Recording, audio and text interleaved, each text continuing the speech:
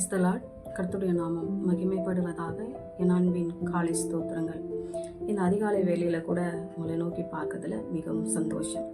இந்த நாளிலும் ஒவ்வொரு நாளும் அதிகாலை வேளையில் அதிகாலை ஜெபத்தை குறித்து நம்ம பார்த்து கொண்டு வருகிறோம். இன்றைக்கும் கூட 2 வசனங்களை வாசித்து அதிகாலையில் நம்ம ஏன் ஜெபிக்க வேண்டும், ஜெபிப்பதினால் நமக்கு என்ன பலன் கிடைக்கிறது என்பதை குறித்து நம்ம இன்றைக்கு பார்ப்போம். வாசிப்போம். புலம்பல் 3ஆம் அதிகாரம் 22, 23 வசனங்கள். நாம் நிர்மூலமாகாமல் இருப்பது அவருடைய கிருபை, அவருடைய இரக்கங்களுக்கு முடிவில்லை, அவை காலைதோறும் புதிதா இருக்கிறது. காலைதோறும் புதிதா இருக்கிறது. ஒவ்வொரு நாளும் புது புது கிருபையினால நிரப்புகிறவர் தான் நம்மளுடைய கர்த்தராகிய ஆண்டவர். பாருங்க, நேற்றைக்கு இருந்த கிருபை இன்றைக்கு இருப்பதில்லை, இன்றைக்கு இருந்த கிருபை நாளைக்கு இருப்பதில்லை. ஒவ்வொரு நாளும் புது புது கிருபையினால நிரப்ப கர்த்தர் வல்லவராக இருக்கிறார். ஆனா அதிகாலை நேரத்துல நம்ம அதை சுதந்திரத்து கொள்ளுகிறோமா?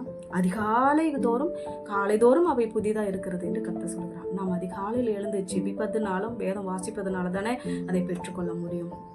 இத்தனை பேர் அது போல அதிகாலையில் இருந்து நம்ம ஜெபிக்கிறோம். இன்னொரு வசனம் கூட சொல்லப்பட்டிருக்கிறது. 2 கொரிந்தியர் 4ஆம் அதிகாரம் 16வது வசனம். அதுல நான் பாதி வாசிக்கிறேன். உள்ளான மனிதன் நாளுக்கு நாள் புதிதாக்கப்படுகிறான்.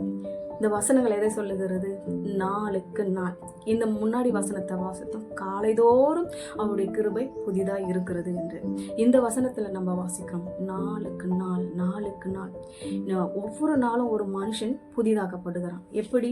அவன் ஒவ்வொரு நாளும் ஜெபிக்கும் போது, வேதம் வாசிக்கும் போது, அவனுடைய வார்த்தைகளை உட்கொள்ளும் போது நம்மளுடைய ஆத்மாவுக்குள்ள சென்று நம்ம முதலாவது பலன் அடைகிறோம். 2வது அவருடைய வசனம் நம்மளை தீமைக்கு விலக்கி மீட்கிறது. நம்ம ஒரு பாவத்திலிருந்து நம்ம கொஞ்சம் கொஞ்சமா விலகி கர்த்தரிடமாய் நம்ம வருவதற்கு அது மிகவும் உதவியா இருக்கிறது. அவருடைய வார்த்தைகள் தானே நம்ம உயிர்ப்பிக்கிறதா இருக்கிறது. அவருடைய வார்த்தைகள் நம்ம பாதைக்கு வெளிச்சமா இருக்கிறது. அவருடைய வார்த்தைகள் தான் நம்ம பலப்படுத்துகிறதா இருக்கிறது. ஆகையினால ஒவ்வொரு நாளும் அவருடைய வார்த்தைகள் நம்மளை புதிய மனிதனாய் மாற்றுகிறது. நாளுக்கு நாள் அவன் புதிதாக்கப்படுகிறான். எப்படி புதிதாக்கப்படுகிறான்? அவனோ சிந்தையில ஒரு பரிசுத்தம் இருக்கும், அவன் புதிதாக்கப்படுகிறது. இருதயத்துல ஒரு புதிதாக்கப்படுகிற காரியங்கள் இருக்கும். நம்முடைய பேச்சில, நம்முடைய நடத்தையில, நம்முடைய கிரியையில, எல்லாவற்றிலும் புதிதாக்கப்படுகிற ஒரு காரியம் இருக்கும்.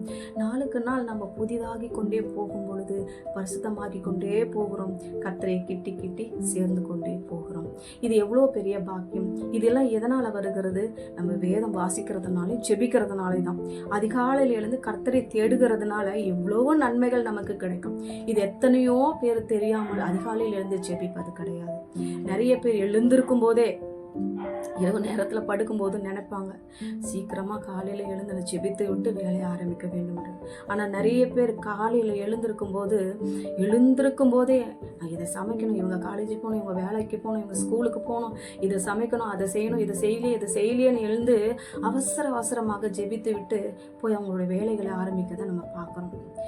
முக்கியத்துவம் நம்ம முதல்லயே வாசித்தோம். முதலாவது தேவனுடைய ராஜ்யம். முதல் இடத்தை நம்ம கர்த்தருக்கு என்று கொடுக்கும்போது தாங்க அங்க ஆண்டவருடைய நாமமே மகிமைப்படுது. இல்லைன்னா அந்த இடத்துல நம்ம சுயநலமா ஓடுற மாதிரி இருக்குது இல்லையா? நம்மளுடைய சுயத்துக்காக எல்லாவற்றையும் பண்ற மாதிரி இருக்குது. ஃபர்ஸ்ட் நம்மளுடைய வேலை, அதுக்கு அடுத்தது தான் ஆண்டவருங்கிற மாதிரி இருக்கு. நம்மளே சிந்திக்க வேண்டிய காரியமா தானே இருக்குது. ஆகினால ஒவ்வொரு நாளும் கர்த்தருக்குள்ள நம்ம வளர வேண்டுமானால், புதிதாக்கப்படுதல் வேண்டும்னா, நம்ம இன்றைக்கு பேசின வார்த்தையே பேசினா நன்றாக இருக்குமா?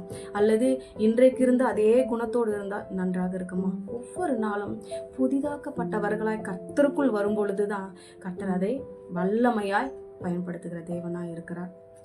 பாருங்க, நிறைய பேர் வசனங்களை வாசிக்கிறதுல ஒன்று எங்கேயாவது கேலண்டரில் வருகிறத வாசித்து விட்டு ஒரே ஒரு வசனத்தை வாசித்து விட்டு டைம் ஆகுது அப்படின்ட்டு போயிடுவாங்க. அப்படிலாம் இருக்கவே கூடாதுங்க. ஒரே ஒரு வசனம் போதுமா? உங்கள் ஆத்மாவுக்கு போதுமா? நீங்கள் 4 இட்லி சாப்பிட்றீங்கன்னா 1 இட்லி சாப்பிட்டா உங்கள் ஆத்மாவுக்கு போகுமா? உங்கள் பசி தேர்ந்துருமா?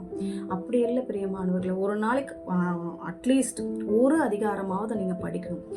ஜெபிக்காம வேதம் வாசி யோசிக்காமல் நீங்கள் வெளியே கடந்து போகும்பொழுது உங்கள் சிந்தை உங்களுக்கு டிஸ்டர்ப் பண்ணலையா? உங்களால் எப்படி நார்மலாக இருக்க முடியுது? சிந்திப்போம். ஒரு நாளும் கர்த்தருடைய கிருபையை பெற்றுக்கொள்ளும். எல்லாருக்கும் இந்த கிருபை கிடைக்கிறதில்ல. உலகத்தாரை இந்த கிருபையை பார்க்க முடியாது, பெற்றுக்கொள்ள முடியாது. நம்ம அந்த கிருபையை ஒவ்வொரு நாளும் அந்த கிருபையை பெற்றுக்கொள்ளுவோம்.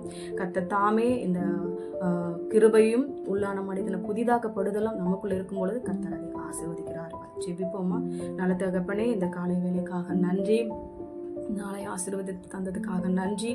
ஒவ்வொரு மனிதர்களும் அதிகாலையில் எழுந்து ஜெபித்து கிருபையை பெற்றுக்கொள்ள புதிதாக்கப்பட உதவி செய்யும். இயேசு நாமத்தில் பிதாவே.